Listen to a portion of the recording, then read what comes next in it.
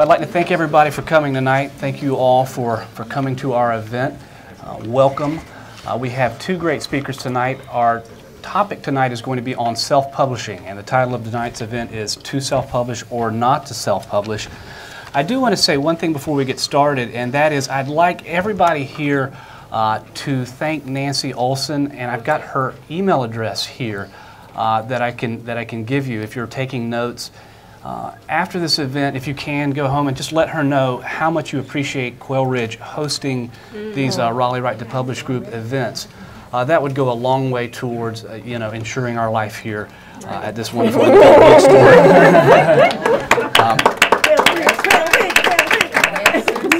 And her email address is QRBooks1.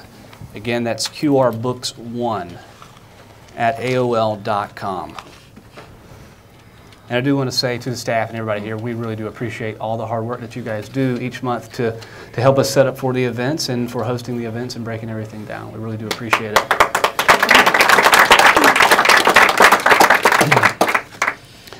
I do want to mention, too, that on March 21st, that'll be our next major event on March 21st. It's a Saturday event. And we're going to be, I'm thrilled to have the marketing director and publicity director from Algonquin Books in-house that night. One of the things that a lot of folks are interested in and that I've heard a lot of feedback on is how do we market books? And it's a tricky thing to talk about and doing it well. Well, there are no two better folks in the business locally than Craig Poplars and Michael Takins from Algonquin Books.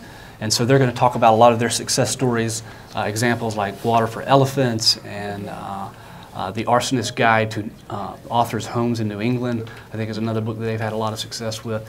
So that's going to be, mark your calendars, on March 21st. Additionally, we do have a tip jar, which I have been gradually accumulating money for the Raleigh Right to Publish Group to occasionally pay for speakers to come in from out of town. We had Patty Hickman here last month from Charlotte. I'd like to get some literary agents down from New York eventually, if we can get our budget high enough to do stuff like that. So at the end of the evening, if you would throw a couple bucks in that would be great. Without further ado, I'd like to introduce our authors. To my left, since self-publishing his memoir, Scratch Beginnings, Adam Shepard has been on the Today Show, 2020, the Glenn Beck program, and has been featured in the Christian Science Monitor, the New York Post, and countless other media outlets. Subsequently, his self-published book found a home at a major publishing house, HarperCollins, and gained him representation from a very well-respected literary agency. To Adam's left, we have Elisa Lorello, whose debut novel, Faking It, was self-published through Lulu.com. Like many of us, Elisa started by trying to find a literary agent and so-called traditional publisher for Faking It before deciding to self-publish her novel. A true self-starter, Miss Lorello has developed an online following through her blog, Kairos Calling, her Facebook fan page for Faking It, and through speaking at bookstore events in our area. She teaches writing at NC State University. So tonight's discussion is on self-publishing and the big decision that we all have to make as writers, to self-publish or not to self-publish. That is the question. So Adam, tell us a little bit about Scratch Beginnings and why you initially decided to self-publish it. All right. Well, first of all, I want to say thank you for coming out tonight. This has been a pretty fantastic journey for me, and I've had the opportunity to travel around a lot, and whenever I meet people, I always, they ask me what I do, and I say I wrote this book, and I'm an author, and immediately they jump into their book ideas. And they don't care about me. They just say, oh, cool, I've got a book. And I know when I hear this, I know, subconsciously, yeah, you might be writing a book, but you're not going to do anything with it. And I think that's the difference between, there's a gap, whether it's publishing, self-publishing, whatever, there's a gap between those that are writing a book and those of you that are here tonight. I know you guys are very serious. I know that the people that Stacy deals with this group are very serious about self-publishing, and so thank you for taking the opportunity to come out. I know Alyssa and I are honored to be here to speak to you. Also want to say thank you to Stacy. 18 months ago I was sitting out there where you guys are Alexander Sokolov and J.D. Rhodes were doing a panel on how to find a literary agent, and my mom told me about it. I went there. I was fresh. I had just gotten my my books in the mail. I just got my shipment. I was getting ready to really hit the marketing circuit hard with my self-published book. And afterwards, after this panel, I went to Stacy, and who I didn't know him, he didn't know me. This is my first occurrence meeting him, and I handed him my book. And I said, hey, I'm a local author, check it out. If you'd like to have me on the Artist Craft, I'd be happy to come on. And he was very polite, he said thank you, but I know what he's thinking, like, yeah, all right. Is this guy cool, crazy dude. or Yeah. But a couple weeks later, we got in touch. I did an interview on the Artist Craft, and then from there it's been, a whirlwind journey. So before the 2020 and the Today Show and everything else, I was on the Artist Craft with Stacey Cochran. So that's how I got my start. That's scratch beginnings. Yeah. The reason, there are a lot of reasons, I think, to self-publish. And quickly, the 3 reasons that I really decided that I was going to self-publish my book no matter what, from the gate. When I went down to Charleston to write Scratch Beginnings, I journaled every day, and I knew that if a book comes out of this, I'm going to self-publish. For 3 reasons. First of all, I wanted total control of the media that I'm going to get. I wanted total control of the publicity. I didn't want to take the risk of handing this over to a publishing house, and a publicist may, embrace it, maybe not. They don't care. They're going to take your book and they're going to throw it against the wall and hope it sticks, and if it doesn't, they don't care. The second reason is I wanted to bring it to market very quickly. If you self-publish, it can take a year. If you publish traditionally, it can take a year at the quickest, and as long as 18 months, 2 years, 4 years before your book is out there. And if you self-publish, it's just a matter of running it through the system, and here you have a book. So I wanted to bring it to market quickly. The third reason, and the main reason that I self-published, was because I wanted to maintain the rights to this book so that I had a lot of freedom to do what I wanted. I was very fortunate to be able to sell 12,000 copies of my self-published book, which is good. It's extraordinary. Yeah, that's good. But also I was able to give away 4,000 copies. And if you know anything about Scratch Beginnings, you know that there's a message, there's an inspirational, you can do it, kind of American dream feel to it. And I recognized in writing my book how fortunate I was, and I also recognized that there are people in prisons and shelters and high schools that don't have the opportunities that I've had. So I wanted to share that. My experience. If I published traditionally, I wouldn't have had that option. So for me to be able to sell books was great. Had a lot of fun with it. But to be able to give away books was also very rewarding. So those are the 3 main reasons that I chose to self-publish. Now, how about you, Elisa? Tell us a little bit, for folks who aren't familiar with Faking It, what is the book about? and why did you decide to self-publish? I always pitch this book as When Harry Met Sally meets Sex in the City. It's a 30-something writing professor moves back to her native New York. She's broken up with her fiance. She meets a male escort, finds out that her female colleagues are using his services, and she becomes quite intrigued with him, and she decides that she wants to she proposes an arrangement with him. That's a rather unusual one, in which she offers him lessons in what she knows, in exchange for him offering lessons in what he knows. And they have a contract that says that they are not allowed to socialize. They're not allowed to, see each other outside of this arrangement.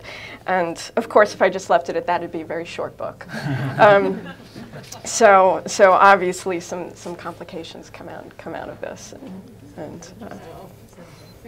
Well, one of the themes of tonight's discussion really is the sort of changing landscape of self-publishing and of publishing in general. I see a very seismic shift in publishing that has occurred in the past 10 years, specifically with regards to self-publishing. I think there's a trend that has moved from publishing being author-centered to aspiring author-centered. And if you guys read my blog this past week on how to publish a book.org, you know what I'm talking about. And I cite that and I base that on evidence that has cropped up in the past year or two, things that I've seen. I've got both an article from Time Magazine and the New York Times and CNN.com published just in the past month or two The Time magazine article is titled "Books Gone Wild, the Digital Age Reshapes Literature," and they're looking at print on demand, and it's finally beginning to be talked about by major media outlets. It's no longer a dirty word in publishing. But that segues into my question for both of you. Does self-publishing hurt a writer's chances of finding a literary agent or a major publisher for his or her book? What's your take, Adam? I think that there are two ways to look at it. It can definitely, self-publishing can definitely be career suicide, if you will, because if you self-publish a book and sell 9 copies to your mom and dad and brother and sister, then that's going to hurt your reputation as far as going into, selling to a traditional publisher. But if you go in hard, if you go bookstore to bookstore, if you go in and start, really going hard and selling books, and you can show, hey, listen, I've sold 5,000 books. This is something that needs distribution. Then all of a sudden, the agents and the publishers that weren't even listening to or weren't even reading your proposal are reading your proposal, so it gives you that credibility. So I think it can go either way depending on how things work out for you in the self-publishing. I would agree with that. I mean, I think it's about how you are presenting yourself, how you're presenting the work. Are you, what is your integrity about the work? So are you shoving it down people's throats, or are you starting a really decent campaign of word of mouth and doing these kinds of speaking engagements and follow through and things like that? So I really think it is the whole, your approach to it and what your intention is for the work. Is this something that you want to bring into the mainstream, or are you just happy with selling to your friends and family or giving it away to your friends and family? So yeah, I really think it's what your intentions are to do with it. A couple of quick stats from these articles. Louise Burke, who is the publisher for Pocketbooks, which is the paperback arm of Simon & Schuster, states in this New York Times article, quote, "Publishers now trawl for new material by looking at reader comments about self-published books sold online. Self-publishing is, quote, no longer a dirty word." That's the publisher of one of the best known and best respected paperback publishers in the world, Simon & Schuster's Pocketbooks. Another quick stat representing the POD end of the spectrum and sort of the downside, which both of these guys have spoken about here. Kevin Weiss, Executive Chief of Author Solutions, which is a self-publishing company, estimates that the average number of copies sold through one of its brands is 150. So that's the average number sold, meaning there's a lot that sell less than that and some that sell more, but the average is only 150. Another stat here from these articles, revenue growth for Blurb, which is a POD service, grew over the past 2 years from $1 million a year to $30 million a year in 2 years. That's the revenue for the self-publishing company Blurb. Another interesting stat, global literacy is now at an all-time high at 82%, which I thought was fascinating if you're thinking about trying to reach an international audience. So Adam, I have a question here for you regarding marketing, because you've seen both sides, the self-publishing side and the traditionally published side of things. How much does a major publisher market a debut author's book? Well, I think it varies from I'm sure it varies from author to author. But I mean, they worked pretty hard. HarperCollins worked pretty hard for a period on mine. But like I said, they take it and they throw it at the market and see what happens. And I mean, my book came out mid-October with HarperCollins.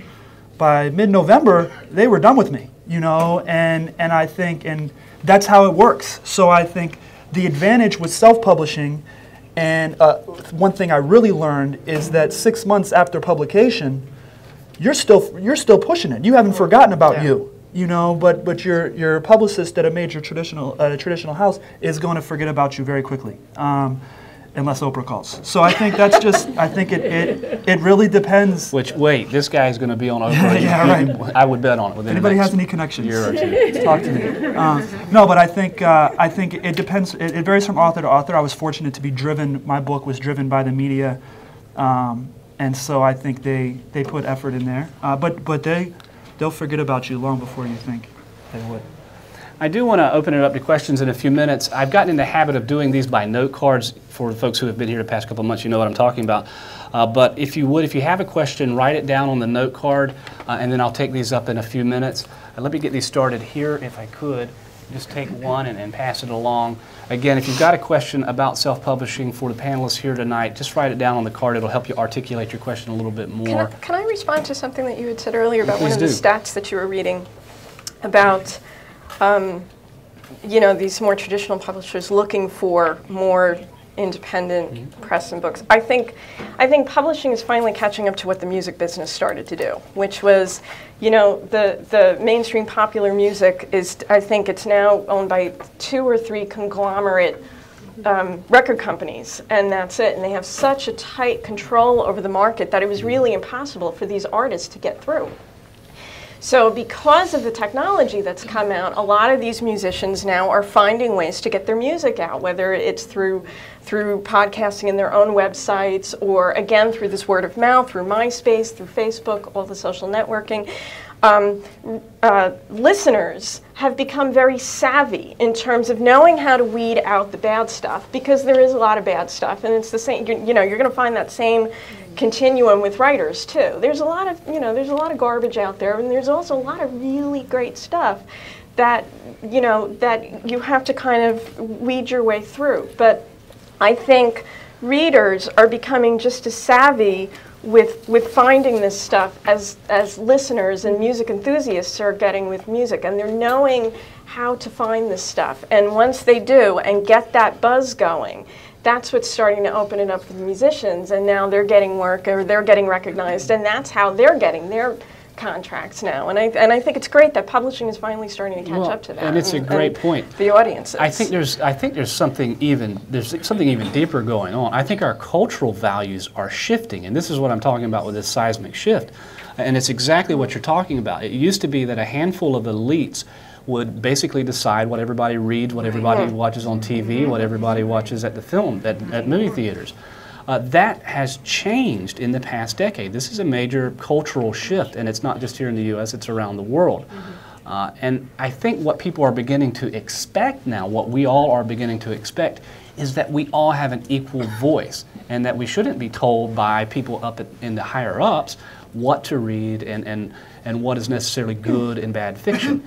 And this sort of proletariat movement is really amazing. And I think the thing that's cool to me about it is not only are we able to give voice to people who wouldn't have a voice previously, but you're able to succeed by helping out other writers. There is an emphasis now on writing communities like never before. This is evidence of it. Yeah. And I think these kinds of things are going on all around the world. And the ultimate goal of this is to help one another, to communicate to one another, to share our stories together.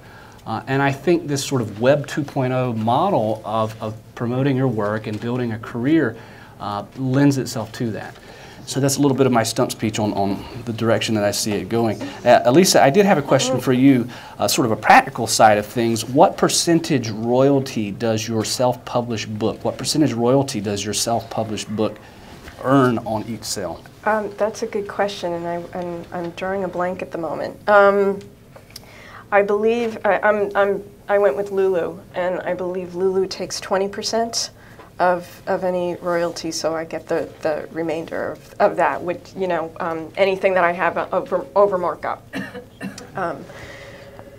And so and one of the things about Lulu is that they'll give you a little bit more of that royalty than some of the other PODs will do. The downside of that, however, is that the cost is a little bit higher, so you kind of have to have you have to set a higher price in order to do that. Now, for my novel, fortunately, my previous lifetime career was in retail and wholesale, both retail and wholesale. So I kind of know how to set a price for it. That's consistent with what the market has for a book of this size and this page length and that sort of thing. So it's not like I'm going too over, and it's not that I'm doing too under, because you don't want to undersell yourself, because you know, don't ever set your price out of fear that somebody's not going to pay for it. You know, you have to stand by your work and say that this is what my work is good for, you know, and this is. That's a great point. Now, to compare that, Adam, do you have a sense of what percentage royalty your traditionally published book earns on each sale? I have a very good sense. He came a little more prepared for that. No, not really. You had to sign some contracts. Very well, yeah. Well, there you go. I get 15% of the list price. Right now, my book is in hardcover. It's going to come out in paperback in a year when I'll get 10%. And that's off the list price. So my book is $19.95 in hardcover at a bookstore near you. And so I get 15% of that. Now, from that, my agent gets 15% of that. So, you know, when you're talking about, you know, percentages, you know, the percentages really don't compare, but the obvious difference that I've seen between publishing and self-publishing is distribution. You know, that's the idea, that self-published authors, you know, it's very difficult to get into bookstores, it's very difficult to get your book out there through these distribution outlets, you know, whereas the HarperCollins has it all set up, they just run it through the system. So there are definite, you know, advantages and disadvantages there, but I get 15% off the hardcover. Excuse me, may I also add that if you are self-publishing and you do get on, you know, do a national distribution for something like Amazon.com or BarnesandNoble.com, they'll take a percentage of that as well. So, so that also will decrease your royalty. So things to be aware of. Of course, I guess the lesson there, if you're really listening to what we're saying, the underlying message is through a traditional publisher, you get a lot less per unit, but through a traditional publisher, they have the distribution chains to these independent bookstores like Quail Ridge, like the Tattered Cover in Denver, all around the country. They have that distribution, and that's something that's difficult to assess, and that leads to my question for you, Adam. Comparing your self-published book to your traditionally published book, how important is bookstore distribution in terms of sheer number of books sold? Oh, it's huge. You know, when I first, you know, I didn't self-publish then, you know, 18 months ago, the way that I would self-publish and the way that I will self-publish now. You know, I spent $17,000. I got 10,000 books. I had you know, I did the whole thing all myself. Whereas now you go with you go POD. It's a whole different world. So when I first started selling my book, I was selling through my website and selling through Amazon. And you know, sales were decent, but they weren't great. Then I got a distributor up in New Hampshire who deals with self-published authors, and they were able to feed me through to Baker and Taylor and Ingram and these other distributors. So, you know, distribution it's crazy because right now HarperCollins has my book, 4 books in each bookstore, Borders, Barnes & Noble, all these bookstores, you know, that I'm out there, you know. But if you're self-published, even if you do have a distributor, you've got to wait for a bookstore to call Ingram or to call Baker and Taylor and order the book. You know, when I was self-published, you can't just walk into the bookstore and say, hey, do you have this book? So I think there's, like I said, that's where the major gap I've seen is, you know, between traditional publishing and self-publishing is with that distribution. I do want to take up those cards in a minute. I think Elisa's actually going to read a little bit here in a minute from Faking It, and while she's reading, we can pass the cards forward, and I'll ask her questions. If you want to, you know, I would encourage you to put your name on the card so I can read your name as we read these as well. I do have a question to kind of exploring this a little bit deeper, Elisa. How important would you say is the credibility of having a major publisher behind you compared to self-publishing a book? How important is that credibility? I have mixed feelings about that because I think it starts with your intention. What do you want to do with your book? What do you want to do with your work? And form a plan around that. And I really think your work becomes the credibility. And I think that's how you build up. I don't think you wait for the publisher to come to you and give you the credibility that way. I think you establish it yourself. And I think we've seen, you know, throughout the years with what you've been doing here in terms of all these different guests. Some people took 5 years to get an agent. Some people took a lot shorter for that. Some people took. I mean, you certainly had a process before your book took off. So I think that's the credibility, and we've heard it over and over and over again, that persistence is so key to realizing your intentions. And I think and how you do that, I think that's what the credibility is. I don't necessarily, I think certainly we've also seen that a major publisher or a traditional publisher can open doors for you that weren't always there. Mm-hmm. But I don't think it's the end-all be-all. I'm just not convinced of that. Right, and to piggyback on that, I absolutely agree. I think whether you're traditionally published or self-published, if you write a book, you're an author. You write a book, there's a lot of credibility that comes with that. You know, I mean, you can do so many things with that. I read an article about self-publishing last night that there was a lady that went through Lulu, never sold a book, sold 0 books. She ordered 10 herself and gave 5 away. And it was worth $36,000 for her business. You know, and I don't know what her business was, but it was, you know, the credibility that came with that. Like, hey, here's my book. I'm an expert. You know, and that's what I'm doing now with the book that I'm working on now, is I'm establishing myself as an expert in the field of talking to college students about making the most of their college experience. So when they see me on the face of this book, I'm an expert. You know, it doesn't matter who published my book or not. I'm an expert. I think that, you know, it's great to say, oh, HarperCollins published my book. That's fantastic. But the bottom line is, if you have a book, you're an author. And I think that's another difference that I've seen to piggyback on what you're saying. 4 of the 5 best-selling novels in Japan in 2007 belong to an entirely new literary form called Keitai Shosetsu. Novels written and read on cell phones. 4 of the 5 best-selling novels in 2007 in Japan. This is from that article. I've just got 1 copy of each of these, but if you would like to take these afterwards, first come, first serve. There are a couple of authors listed here. How many folks have heard of Christopher Paolini? Only a couple. I interviewed an author named Carl Hiaasen. How many folks have heard of Carl Hiaasen? Okay, a lot more. A couple of weeks ago on the TV show, Carl Hiaasen was on a family trip in Montana about 2 or 3 years ago. It's probably been about 4 years now. And he stopped in an Albertsons with his wife and his stepson. And his wife said, well, we need to get something for our son to read. And they found a self-published book called Aragon. Anybody heard of Aragon? Okay, you know what I'm talking about. This book was originally self-published. Chris Paolini was hustling the book around Montana, selling it with his dad out of the trunk of their car. And Carl Hiaasen found the book in an Albertsons, gave it to his son to read. His son read it between Livingston, Montana, and Helena, Montana, I think he said, or Missoula, and loved it, fell in love with the book. And Carl Hiaasen said, well, let me take a look at this. You know, what is this all about? He found out that the author was a 16-year-old author who had written this book. And so he said, well, there might be something to this. So he tossed it over to his editor at Random House Children's Books, Nancy Sisko. Random House subsequently, after getting in touch with Christopher, ended up buying his 3-book deal, or 3-book series. It was a trilogy, although Carl Hiaasen didn't know it at the time, for $500,000.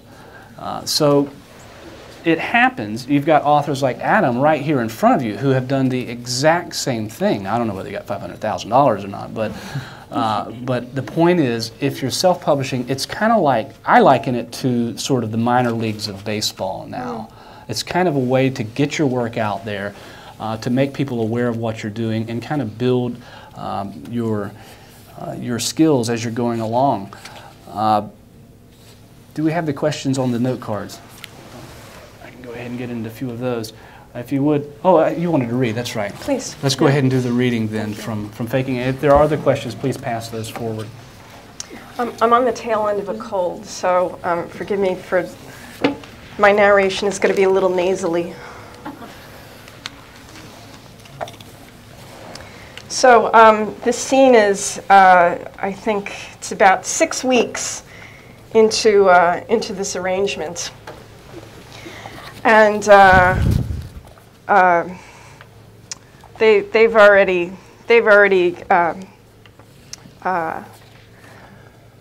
gone out once outside of this arrangement. So they're already doomed. And by the way, the escort's name is Devin, and the professor's name is Andy. And I think that's all you need to know. Meanwhile, the phone calls between Devin and me went from once a week to 3 times a week to almost every day, the conversations lasting somewhere between 30 minutes to an hour. The time we spent in addition to our scheduled meeting days steadily increased as well. Sometimes he'd come out to the island, and we'd drive out to the East End and tour the vineyards and hop the ferries from Greenport to Shelter Island to Sag Harbor. We found little secondhand bookstores and could easily spend an hour perusing shelves. We sat in the stands and yelled at the same players and umps during Mets and Yankee games. He was a Mets fan, I was a Yankee fan, and laughed at the same lines on The Simpsons. I reveled in the comforts of his companionship. We never ran out of things to talk about, although we rarely shared anything vulnerably intimate other than what was revealed in our sessions. We platonically related to each other with convenience and ease, despite the romantic and sexual attraction that I so forcefully tried to keep from him and myself. Even hanging out on the couch, watching a movie, brushing up against each other felt good. It was like dating without the pressure of sex. And for once, I wasn't the one calling the shots on whether sex was even going to factor into the equation. This not only relieved me of responsibility, but also rendered me powerless to control the situation. The more he educated me about sex, the more I wanted to have it with him, and the more frustrated I grew that he didn't seem to want it with me. However, I also reveled in, albeit secretly, the one thing that none of his clients were privy to, the one thing that trumped the lack of physical contact, his attention. He might be theirs for the night, but he called me the next day. Knowing this somehow set me apart from them, yet it also kept me clinging to the hope that eventually things between us would progress.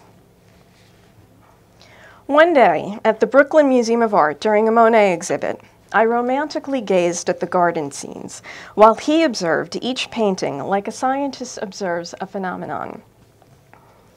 I absolutely adore the Impressionists, I said dreamily as we moved on to the next painting. Devin stopped in his tracks and shot me a look that screamed absurdity. You what? You adore the Impressionists? No, you can't adore them. No one adores the Impressionists. He talked at me with a superior tone while I stood there, unable to comprehend the cardinal sin I just committed. Why not? You just don't. No one adores them. It can't be done. What the hell are you talking about? The Impressionists are not adorable. Things that scamper are adorable. Fluffy bunnies hopping in meadows, little dogs with knitted sweaters, those little hats that newborns wear. Baby shoes are adorable, not Impressionists. What? You don't adore men who cut off their ears. You don't adore men who eat lead-based paint. Men who refuse to compromise themselves or their work, even when it meant depriving their families of food. Men who kept mistresses, who died poor and alone and bitter. There's something bigger happening in these paintings, something way beyond adoration. Don't you think they're beautiful? I asked, nodding toward the paintings. No, I don't. At least not the way you think they are. I could feel his words pointing sharply and accusingly at me. You see pretty things, lilies in bright colors and swirls. Monet was dark and serious. I listened, unsure of whether to be offended or intrigued. He continued, the Impressionists broke all the rules. People weren't supposed to paint like that, but they did what they wanted to do. They poured themselves into the pigment, onto the canvas. It takes great power to paint like that. They're not controlling, they're harnessing. Devin abruptly took me by the wrist and pulled me past a wall of masterpieces, stopping before one of Monet's later works. Look at this, he commanded, and began a systemic breakdown of the painting's colors, lighting, texture, and composition. This is dark and intense. You'll never find this on a greeting card. I marveled at it, fascinated by both the painting and his analysis. Indeed, I had never seen Monet or Devin in this light.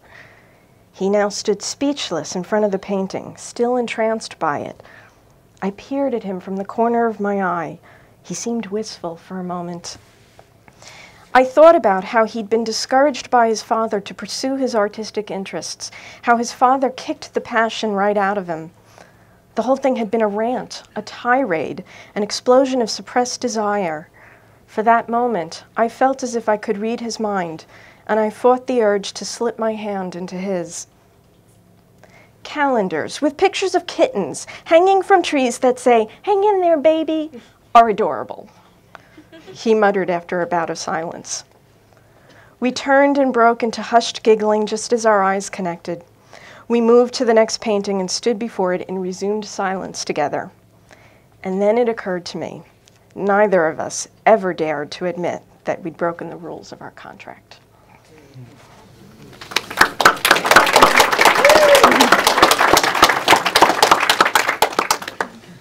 I do want to pass around this sign-in sheet. Of course, most of you, I do have your email address, and I'll let you know. But if I don't, if you would write your name and email address, that way I can let you know about our upcoming events, as we have a monthly series here at Quail Ridge. And two, I wrote down Nancy's email address. Remember, I mentioned at the beginning, if you would shoot her just a quick email, let her know how much we appreciate these events and Quail Ridge hosting us here. I think that'd go a long way to ensuring us having a nice place to stay here. So I'll get that started going around. Looks like the first question here is from Henry, and I'm assuming that's Henry Hutton. What has been your most successful marketing effort? And he gives examples: blogging, Facebook, traditional PR, newsletters, YouTube, Twitter, reviewers, and I may jump in on this as well, but go ahead, Adam. What would you say has been your most successful marketing effort? Why don't you get us started? At this point, definitely blogging. I don't blog. I'm not talking about my blogging. I guess I should make that distinction. Connecting with blogs and getting blogs to talk about me and review me and whatever, stir the pot a little bit.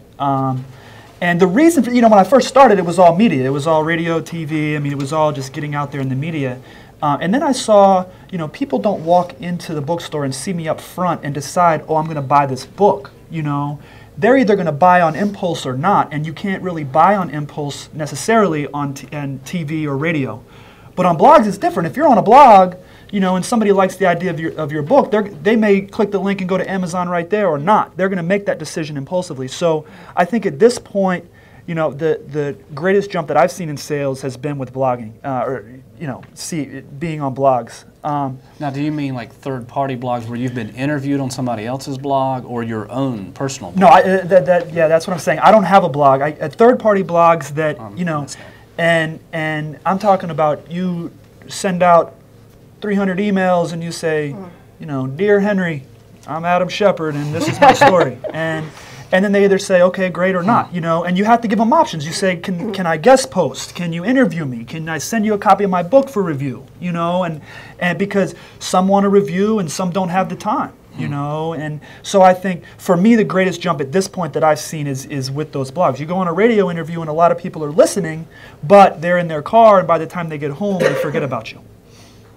Now, how about, would you compare, obviously the Today Show, and aren't you going to be on 20 Minutes or 60 Minutes? 2020. 2020. Right. I mean, that's got to give you exposure. Oh no, that's a different. That's a little bit different. No offense, than being on the Artist Craft. I mean, that's a different. I had to balance out the compliment I was giving you at the beginning. By holding me, I appreciate it. No, but the Today Show.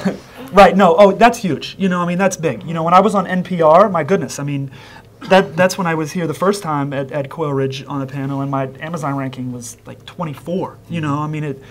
That's a different ballgame. But I'm talking about just generally, if you're going on an average blog or an average TV or radio show. And that's the thing, is the blogs I think you can do. Getting on the Today Show might be a little bit beyond most of our scope, being able to do that. It took a lot of pieces falling into place for that to happen. Yeah, see, what you have to understand is that the Today Show didn't read my book and hold it up to the moon and say, we're going to have him on, you know. I was all driven by a story, and I think especially if you're writing nonfiction, you know, you can speak about fiction, but especially if you're writing nonfiction, you're not selling your book to the media, to these producers. You're selling a 30-second story. You know, hey, Henry, my name is Adam Shepard. Do you have 30 seconds? And that's what you're selling. I mean, I got into the New York Post. The lady never read my book. You know, and the New York Post is when everything started rolling for me. But she never read my book. She didn't care. She wanted to write about my story. You know, and the next day the Today Show called. They never saw my book. They never saw my book. I sent them my cover that they could put on TV. You know, that's it. That's what I'm telling you, is that it's not, you're not selling, especially if you're nonfiction, you're not selling your book. You're selling a 30-second story. It's very good. Well, what would you say, Elisa? What is the best marketing strategy that you've used? Well, I've not been at this for very long. I mean, What this seems to work? mine. You know, I finally released this late last year. I mean, around Thanksgiving time. So far, what's been most successful for me is Facebook. A friend of mine set up the Faking It fans page. Everybody scribble that down. And I had set a goal of I want 100 people on that page by the end of January. And by the end of January, I think we had 95. So I was really, really pleased with that. And again, it's a word of mouth thing. So you know, this guy just sent the invitation out to his 200 friends, and about 100 of them, or 20 of them went on the page, and then I sent it out to all my friends, and so, and it becomes that kind of chain thing, and I have been selling books that way, and what I'm trying to do get a little bit more is to get a conversation going on that page. That's been a little bit more difficult, but I do some, I release some updated news and things like that. And then my own blog, I'm writing about it. And same thing, if somebody's following my blog, then they will pick it up on their own, and they'll give a mention to it. And, so right now, that's been very helpful. If I can say one more thing on that real quick for 30 seconds. It's about establishing relationships. I think that's what I've seen. You establish relationships with the blog. You establish relationships with the media. You take people out for dinner, coffee. I'm going to trips afterwards. You fill me with Cosmos, I'll tell you whatever you want to hear. I mean, that's what it's about. It's about establishing those relationships and picking the brains of people, and how can you get out there, And so I think there are a lot of generic advice I can give that you can get from everybody else, but I think the one secret that I've seen with marketing is across the board, whatever you're doing, Facebook, blogging, getting on blogs, media, it's about establishing those relationships. And just to jump in, because I have had a little bit of experience doing this as well, in answering this question from Henry. Of course, Henry, you know that I do the howtopublishabook.org site, but a lot of folks might not. I operate a website called howtopublishabook.org, which the video from tonight, which we're shooting, will end up there. The stuff that I do down at the TV studio on the author interview TV show that I produce and host ends up there. And I designed this site around that phrase, how to publish a book. Some of you have heard me tell this story before. When I initially set up the site, I decided on using the URL how to get published. And then I found a resource that showed how many views different phrases get on the internet each day. And the how to get published, it's been a year or two now, so I'm having to sort of remember this, but the how to get published is searched on Google on average something like 80 times a day worldwide. So not many times a day. And in other words, if I got to the #1 position for how to get published on Google, if somebody types in that phrase and my site came up #1, the max I could get per day is about 80 hits per day. In comparison to that, how to publish a book gets about 900 searches on Google per day. Almost 10 times as many people globally are searching that phrase every day. So currently the site, the last time I checked it about an hour ago, was ranked 5th overall on Google for how to publish a book. and I'm getting about 50 to 80 visitors per day on that site every day, and that's consistent. The neat thing about this site is I've turned it into a money-making endeavor, a little bit of money. I have a Google ad on the site, and that has started generating on average about $5 per day. Not a ton of money, but it's consistent and it's there every day. Some days I'll make $15 or $20. Some days I'll make $1. And I've been getting checks from Google. Every month they send me these checks in the mail, and they go right into buying more books or paying postage to send out review copies. So what has happened is the How to Publish a Book site, which was optimized for that search phrase, has ended up becoming the money generator for self-publishing my books. So you might look into that. If you're thinking of designing a website, this is something I preach a lot. If you're thinking of designing a website, design it around a search phrase that people are searching for. If I design it around Stacey Cochran, there's not a whole lot of people searching for that. Websites online. are the same thing. It's location, location, location. You just need to think about it differently than you would from the brick and mortar. But that's still your goal. Is how are you gonna get people to come to your store, so to speak. A quick aside as well, with YouTube, I've used a lot of videos on YouTube. I'm a YouTube fanatic. I haven't actually started using Facebook or MySpace. There's something about the social networking sites that it just doesn't work for me yet, although my wife is a total advocate of Twitter and Facebook. But I do use YouTube. There's something about seeing somebody that seems very real to me, and you can't fake being who you are on a camera. I mean, people see you and they either like you or they don't. And there's something that translates in my mind that's more legitimate. It carries with it an inherent ethos and credibility. I did a video on a very short video on mountain lions. I've got a book coming out. It's a mountain lion thriller this summer. And I did a little short video where this guy is kind of getting pawed by a mountain lion on his back. This mountain lion jumps on his back. It's fairly innocent, but the screenshot of it shows this mountain lion leaping on this guy.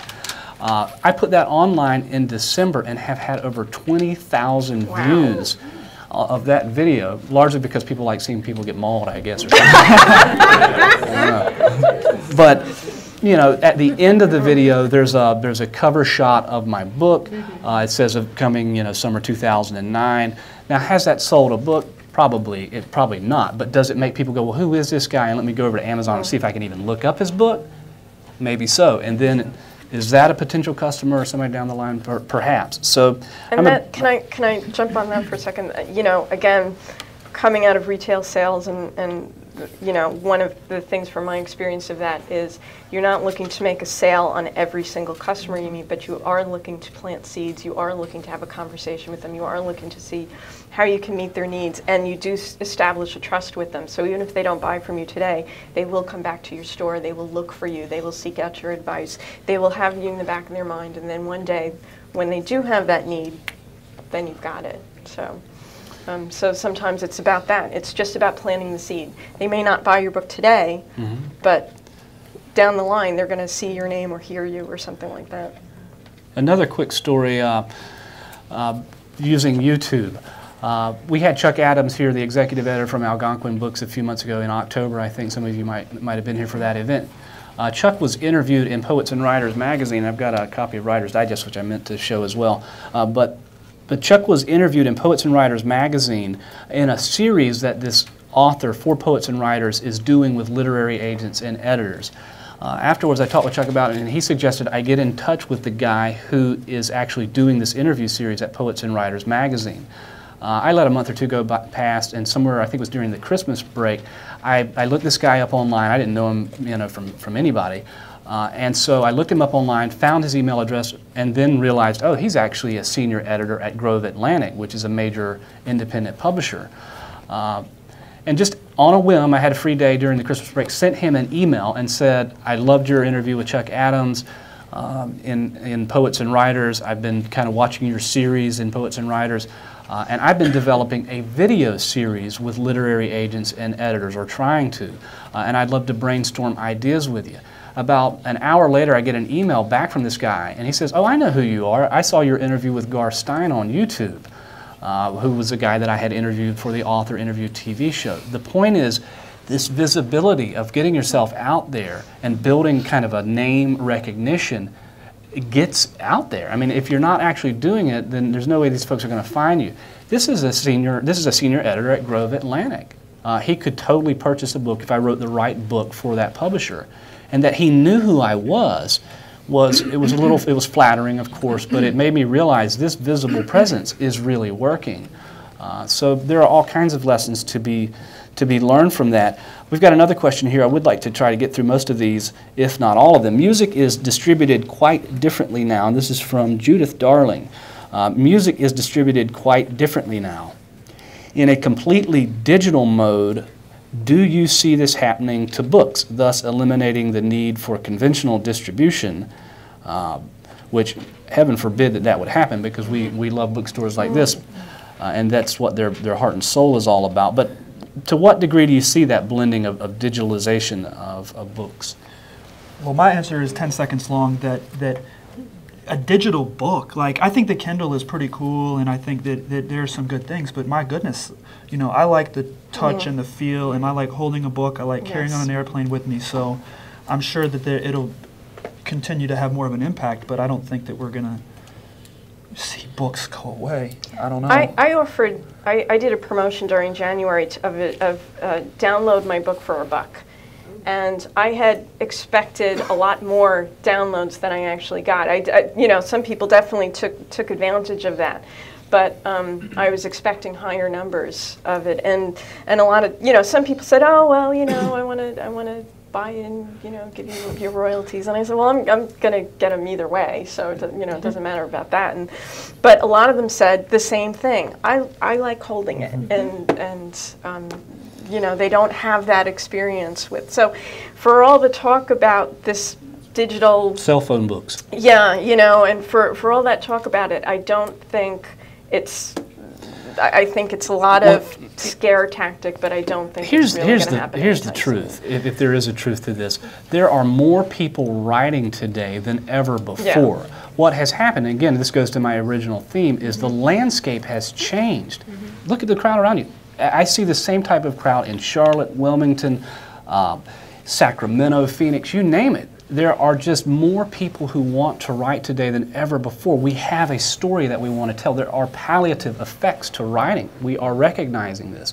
And there's growth that can happen by writing. And so the bottom line is, there are, I think, more places to publish books. I don't think that that's going to threaten traditional bookstores. We need these stores to survive. They're the cornerstone of our literary arts in our communities. At the same time, there are a lot of places for aspiring authors to begin their publishing careers and to build name recognition.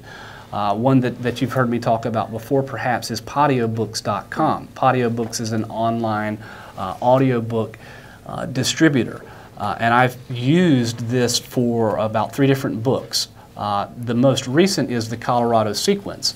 And to date, since last May, I've had over 35,000 downloads of this audiobook that I shopped around to 450 literary agents, and they all said no.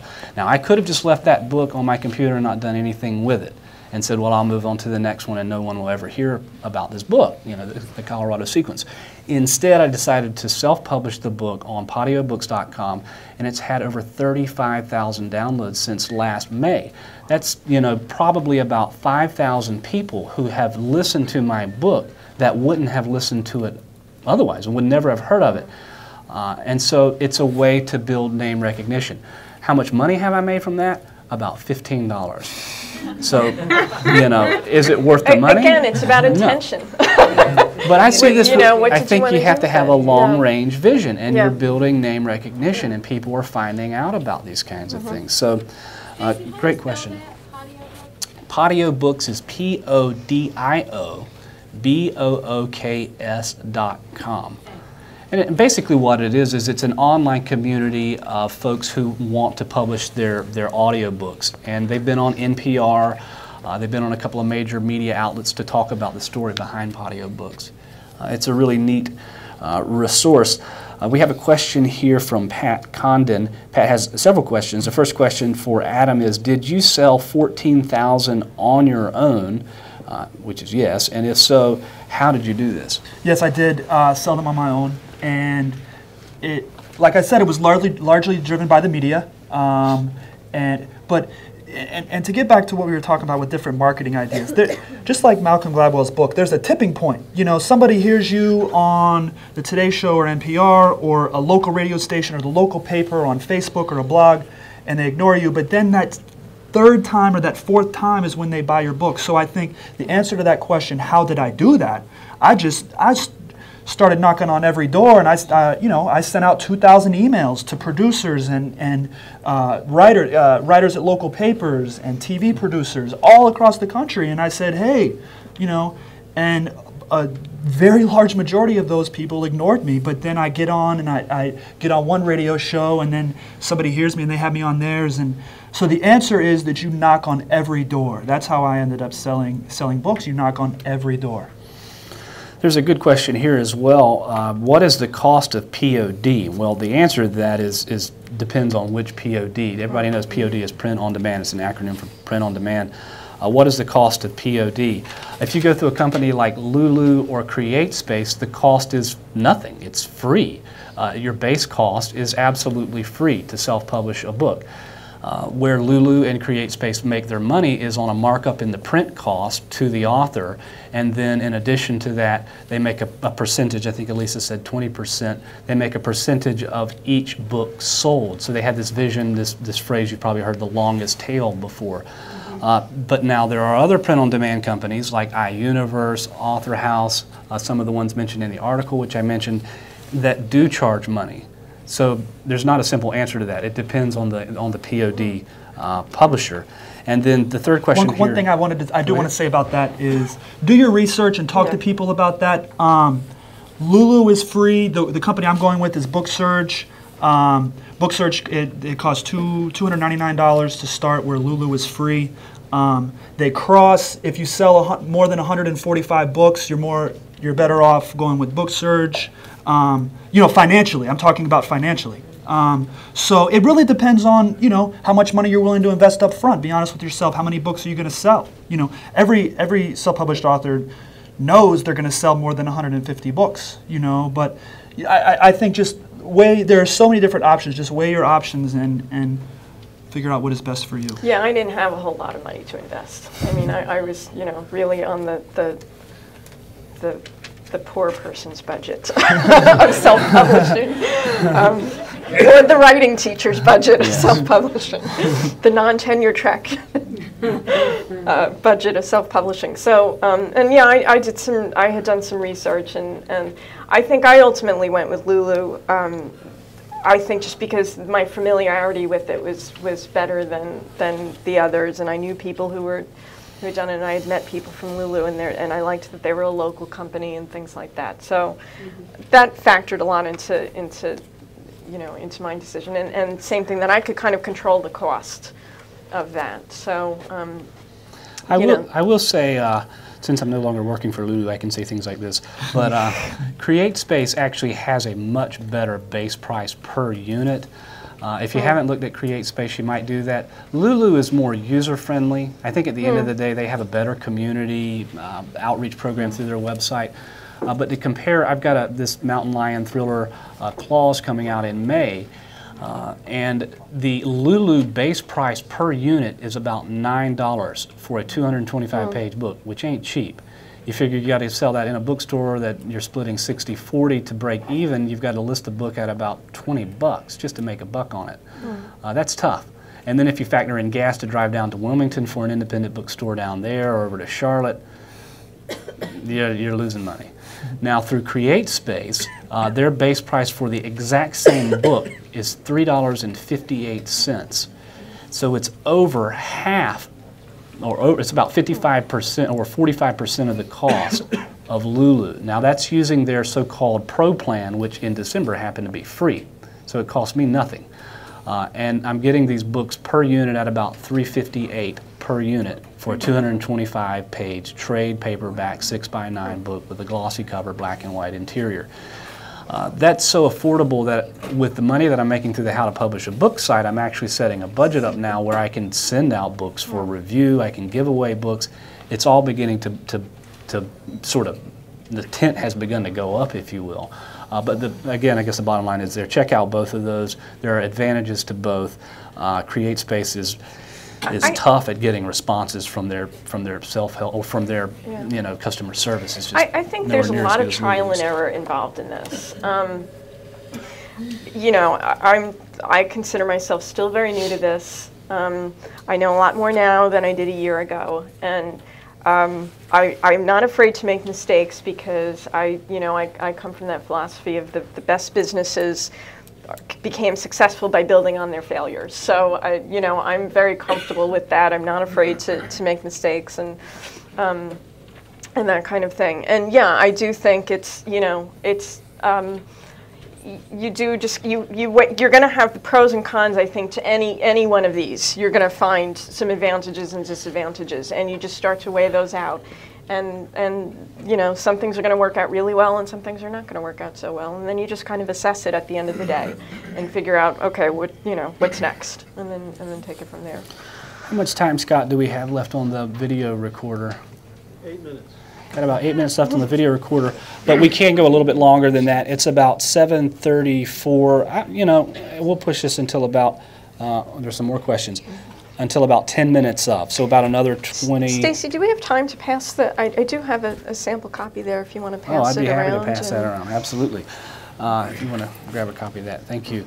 So I want to push this about another 20 minutes in case you're getting restless or need to leave early. We'll go for about another 20 minutes. Excuse me. How did you finance the first 5,000 books, Adam? How did I finance the first 5,000 books?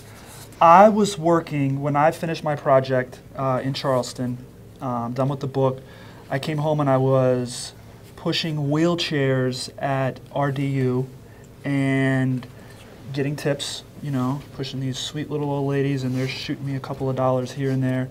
And all of that went into a tin can, and all of that went into my self-publishing venture. I will say, one of the other questions I saw in there was hidden costs, in regards to Pat was asking about hidden costs. I think that you can go as far with this as you'd like, as far as investing your time and resources, or you can just throw your poetry on Lulu and that's it. It depends what you'd like to do. There are two things that I think you should never skimp on, that you should never bypass. And this is where the stigma with self-publishing comes in. When I first started to say, oh, well, I self-published, you kind of get the look out of the corner of somebody's eye. I think the biggest difference is editing. You need to get a copy editor, unless you're an English teacher. I think you need to have I definitely need a copy editor. But also design. Some people can tell the difference between a self-published book or a published book. I think the cover, the interior layout, I think, unless you are really well-versed on graphic design, I think those are editing and the design of your book are two things you should never skimp on. From there, you can invest in a publicist or your website or whatever else you'd like to expand, but don't skimp on editing. Did you do that? Did you invest in a publicist? I did after I got some success. After I had it, after I could afford it. Oh my goodness, the question is how much do they cost, and it can range. Mine was $3,000 a month, and I was very fortunate to be able to invest that kind of money. I'm pushing wheelchairs at the airport, but when when I got the Today Show and CNN and Fox News, I was able to kind of leverage that and say, hey, and I got a publicist for 3 months, and then she got me some bigger things. So. Did you quit your job? I quit my job. I quit my job later, but do not prepare to quit your day job if you self-publish. No, that's like quitting your day job and then going on American Idol. There's a number of questions about who you published with, Adam. Who was your self-publisher? I used selfpublishing.com, and I believe me when I tell you I did a lot of research to come back to selfpublishing.com. And I'm still using them this time around for editing and design and layout. I'm not going to print with them, obviously, because I'm not going to print the copies like I did before. I'm going to go POD. But I think they have fantastic services. They did a good job on my cover design and my interior layout and my editing. So that's just a matter of doing your own research, but I was very happy with selfpublishing.com. There's a question here. I guess this is for Adam as well. It says for Adam up here at the top, but I guess all these. I'll find you a question in here at least in a minute. Oh, thank you. keep this judicious and balanced. What would you do different if you were self-publishing now, which is a good segue into talking about why you're going to self-publish your next book? Yeah, the major thing that I would do differently and that I am doing differently is I'm going POD, like I said. But I think, to piggyback on what you're saying, Elisa, I made a lot of mistakes, and I think that's the whole idea, is you go in and, I mean, you learn so much, you know, and, you know, the main way I thought I was going to sell books was through the newspaper, through local newspaper articles, and I got the top 100 newspapers in America, and I started at 100 and worked my way up. I sent 40 emails to writers at each newspaper, and I got rejected all the way up to number 11.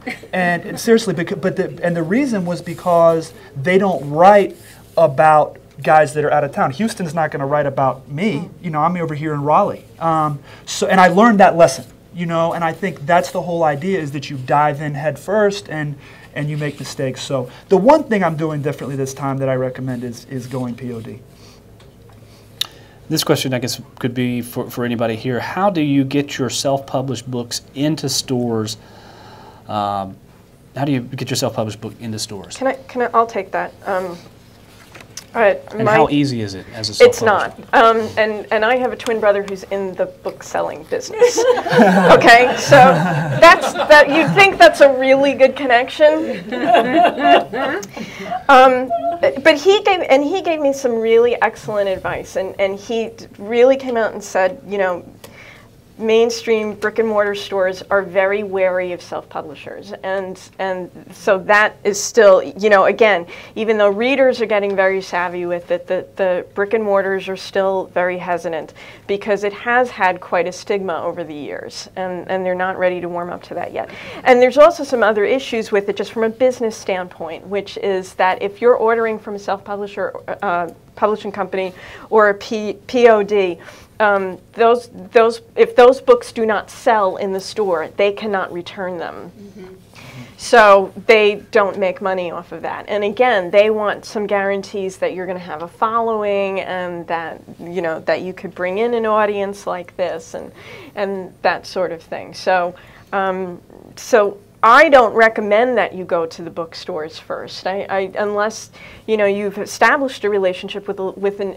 If you're going to do it, I would probably go to independent bookstores first. But again, if you're established in the community and you know, have a rapport with them, then you might have a better chance. But it still doesn't guarantee you anything. I would really think creatively. I would think outside the box, and I would look for other ways and get what's called an online storefront, and get a website, or get some momentum going in social networking, or other ways of getting that buzz first, and then once you build that momentum, then you could go into it. Now, you know, down the line, I'm hoping that eventually I will have enough behind me where I could go to his particular store, for example, and you know, just book a reading or something like that, and be able to have that hometown, you know, home field advantage, so to speak, and do the same thing in Massachusetts, and go to my alma mater and do a reading there, and then go to the coffee shop that I was, you know, that I wrote most of this book in, and get a reading there, and you know, again, but start in those little, you know, outliers first, but not go into the bookstores and knock on the door. I think that's a futile attempt at this point. Is your website helpful? No, and the reason is because I don't think it's. I was told by a web designer not to quit my day job, because I don't have the savvy for web design. So what I have is a very primitive, very basic setup, and I had set it up rather impulsively last summer. So my summer to-do project is to really get the website into shape and make it a marketing tool.